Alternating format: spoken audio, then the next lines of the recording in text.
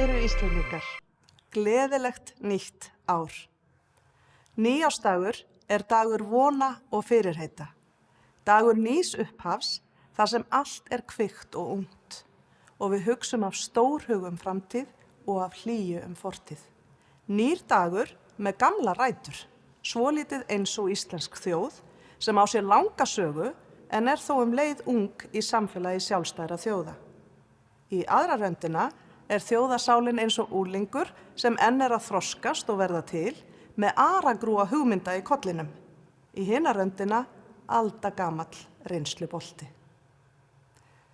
Ég hugsa oft til þess hve lánsöm ég er að vera hluti af þessari þjóð sem þrátt fyrir smæð leyfir sér að vera stórhuga og sækja fram, sem gerir kröfur til sjálfra sín og annara og er svo rík af sköpunarkrafti að hér virðist allt mögulegt. Við Björn þökkum ykkur Íslendingum trausti sem þið hafið sýnt okkur. Við þökkum öllu því velviljaða fólki sem hefur mætt okkur með hlýju og greitt göt okkar á liðnu ári, sent okkur kveðjur og boðið okkur velkomin á viðburði land allt.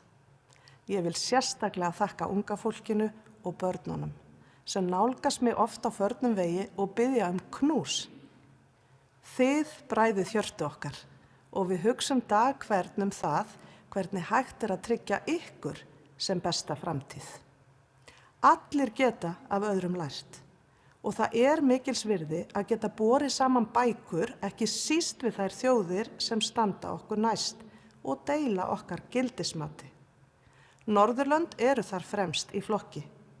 Í október nutum við hjónin þess heiðurs að vera fyrstu gestir Friðriks 10. Danakonungs og Mary-drottningar í opinberri heimsókn. Saga þjóða okkar hefur tvinnað saman á ótal vegu gegnum aldirnar og nær tenging okkar við Danmörku langt út fyrir stjórnmálin. Við megum margt af Dönum læra, ekki síst það hvernig styðja má við hugmyndaauðgi og sköpunarkraft á mörgum sviðum þjóðlífsins. Það er lýsandi dæmi farsæla norræna samvinnu að í 25 ár hafa Norðurlönd rekið sendiráð sín undir sama þaki í Þýskalandi. Þeim áfanga var fagnað í Berlín í október og áhersla lögð á mikilvægi þess að styrkja enn böndin milli þessara skyldu þjóða. Þar hefur Norðurlandaráð, sem stofnað var skömmu eftir lok síðari heimsstyrjaldar, gegnt lykil hlutverki. Ísland fór með formennsku í Norðurlandaráði á síðasta ári og var þing þess haldi hér á landi í októberlok. Volodymyr Zelenský, forseti Úkraínu, var gestur þingsins og tók ég á móti honum á Bessastöðum. Það er lærdómsríkt að ræða við mann sem hefur í rúmlega 1000 daga barist fyrir lífi og framtíð þjóðar sinnar. Það eru viðsjár víða heim. Við erum friðsæl þjóð og fylgjumst að mestu með úr fjarlægð og vonum að þessir vágestir fari hjá garði. Bærinn minn og þinn, sefur sæll í kyrrð, orti Jakobína Sigurðardóttir í ljóðinu Vökuró sem Jórunn Viðar samdi undurfallegt lag við. Langt í burt vakir veröld stór, grimmum töfrum tryllt. En þessi trylltu öfl eru ekki lengur svo ýkja fjarlæg og við eigum það bæði undir sjálfum okkur og öðrum að halda álögum þeirra og áhrifum í skefjum. Vert er að spyrja hvernig Íslendingar geta best staðið fyrir og með friði í heimi sem ófriður ógnar. Hér heima þurfum við Íslendingar að takast á við ógnaröfl sem ekki setjast að samningaborði, jarðeldana á Reykjanesi. Langvarandi áraun sem á sér engin fordæmi hér á landi á síðari tímum. Ég hvet landsmenn til að horfa á sjónvarpsþættina Grindavík sem bregða ljósi á baráttu samfélags sem er að missa heimili sín og rótfestu en þjappar sér saman í gegnum stórkostlega framgöngu körfuboltaliða bæjarins. Mótlætið sem Grindvíkingar takast á við setur hversdagslegar áskoranir í nýtt samhengi. Önnur stór verkefni blasa við, bæði hér heima og heiman. Þar má nefna vaxandi vanlíðan, einmanaleika og ofbeldi. Við þessu þurfum við að bregðast með samstöðu það sem skiptir okkur öll máli. Heilbrigt samfélag þar sem allir fá notið sín. Lagið sem leikið var á undan ávarpi mínu var samið af ungum stúlkum í grunnskólanum austan Vatna á Hofsósi í tilefni af degi íslenskrar tungu. Þær heita Dagmar Helga og Valgerður Rakel og lagið heitir Riddari kærleikans. Ungu stúlkurnar biðla til okkar að gerast riddarar kærleikans og segja: vertu sól fyrir þá sem birtuna ei sjá. Íslendingar þekkja bæði dimma dali og miðnætur sól. Í mínum huga er okkar helsti styrkur hvernig við mætum til leiks þegar á reynir. Í samfélagi okkar eru ótal dæmi riddara kærleikans, sjálfboðaliða sem leggja á sig ómælda vinnu fyrir aðra.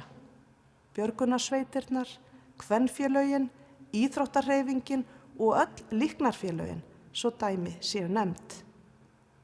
Á liðnu ári fagnaði Rauði krossinn á Íslandi 100 ára afmæli.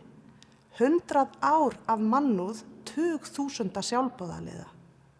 Við þökkum og erum stolt af þessum kyndilberum. Íslendingar bættust óvænt í hóp þeirra mörgu þjóða sem héldu þingkosningar á liðnu ári, en aldrei hafa fleiri gengið að kjörborði heimallan en árið 2024. Í kjölfar kosningana í lok nóvember hefur ný ríkisstjórn verið mynduð. Ég óska nýrri stjórn velfarnaðar í störfum fyrir land og þjóð. Það er einsdæmi í sögu okkar að stjórnarmyndunina leiddu 3 konur. Ég lít á það sem skref í átt til jafnréttis á sviði þar sem mjög hefur hallað á konur í gegnum tíðina. Aukin fjölbreytni góðra fyrirmynda er mikilvæg og fjölgun leiðtoga úr hópi kvenna á öllum sviðum þjóðlífsins skiptir máli.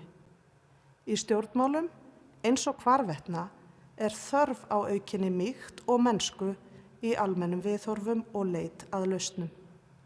Þótt slík viðhorf séu oft tengd við konur, þá eru þau óháð kyni og mikilvægt að efla þau, ekki síður meðal drengja og karla.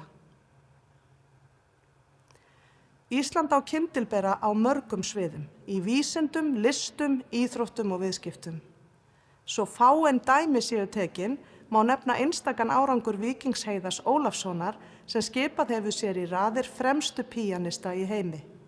Þá hefur hinn unga Laufey Lín Jónsdóttir vakið alþjóðaathygli og unnið til Grammy-verðlauna fyrir sína tónlist.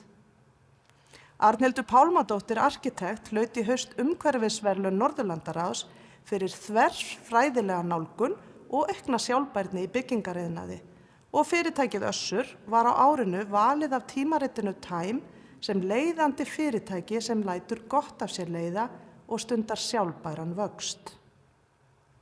Mig langar líka að minnast á afreksfólk okkar í íþróttum og þá sérstaklega þáttakendur á Ólympíuleikunum og Paralympics, Ólympíumóti fatlaðra sem við Björn vorum viðstödd í París í ágústlok.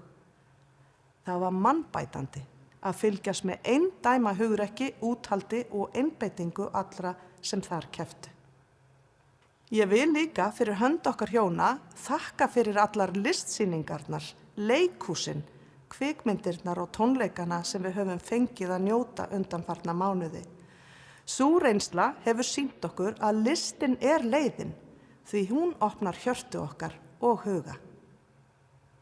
Það segir allt ríkidæmi okkar að hér hef ég nefnt aðeins fáein dæmi af mörgum frábæran árangur Íslendinga heima og erlendis. Við erum stolt af þessum afrekum á öllum sviðum samfélagsins og þau gefa okkur kjark og byr undir báða vængi.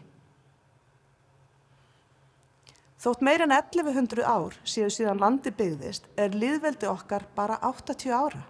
Áttræður unglingur með stóra drauma.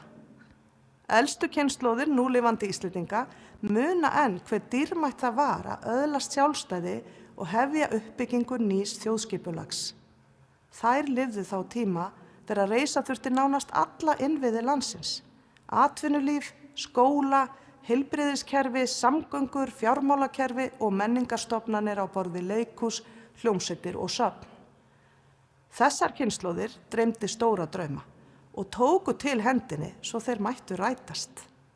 Við eigum þeim allt að þakka og við eigum að nema af reynslu þeirra. Svo megum við láta okkur dreyma stóra drauma það sem við ætlum að gera næstu 80 árin til að skapa það samfélag sem við viljum búa börnum okkar. Einn þeirra, sem var ungur maður þegar lýðveldi var stofnað, hvatti okkur nú í árslok eftir langa og farsæla ævi. Jón Nordal, tónskáld og skólastjóri tónlistarskólans í Reykjavík. Eftir hann liggur fjölbreytt safn tónsmíða sem skipa honum í raðir fremstu tónskáld okkar á 20. öld. Innan stór og metnaðarfull verk skín lítil perla sem allir Íslendingar þekkja og syngja við ljóð Jónasar Hallgrímssonar. Smávinir fagrir, foldar skart. Það er varla til sá kór á landinu sem ekki hefur sungið þetta lag. Ég hef sjálf sungið það í kór, en mér var ekki ljóst fyrir nýlega að Jón var aðeins 14 ára þegar hann samdi lagið. Hann sat við borðstofuborðið heima hjá sér með hulduljóð Jónasar og þar kviknaði þessi þjóðargersemi fullsköpuð í huga úlings þegar lýðveldi var rétt handan sjóndeildar ringsins. Við erum aldrei of ung til að leiða, né of gömul til að læra, sagði Kofi Annan fyrrum aðalritari Sameinuðu þjóðanna gjarnan. Við Íslendingar eigum að taka þessi orð til okkar. Við erum öldungur sem er til í að læra og úlingur sem vill axla ábyrgð. Við eigum merka sögu og tungumál sem geymir heilan heim í orðum og okkur er falið að móta áfram með sköpunarkraftin að leiðarljósi.